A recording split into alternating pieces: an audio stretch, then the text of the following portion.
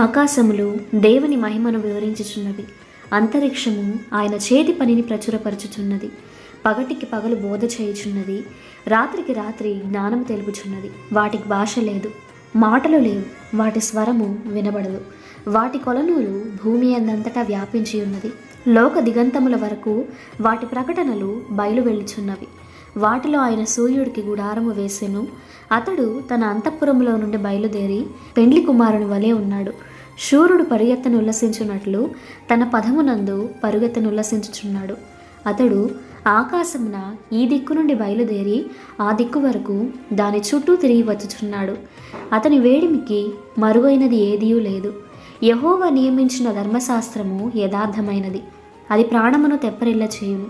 యెహోవా శాసనము నమ్మదగినది, అది బుద్ధిహీనులకు జ్ఞానము పుట్టించును. యెహోవా ఉపదేశములు నిర్దోషమైనవి, అది హృదయమును సంతోషపరచును. యెహోవా ఏర్పరిచిన ధర్మము నిర్మలమైనది, అది కన్నులకు వెలుగునిచ్చును.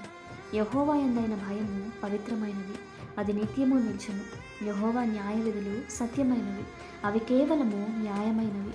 అవి బంగారు కంటెను, విస్తారమైన మేలిమి బంగారు కంటెను కోరదగినవి. తేనె కంటెను, జుంటె తేనె ధారల కంటెను మధురమైనవి. వాటి వలన నీ సేవకుడు హెచ్చరిక నొందును, వాటిని గైకొనుట వలన గొప్ప లాభం కలుగును. కీర్తనల గ్రంథము 19వ అధ్యాయము 1-11 వచనములు.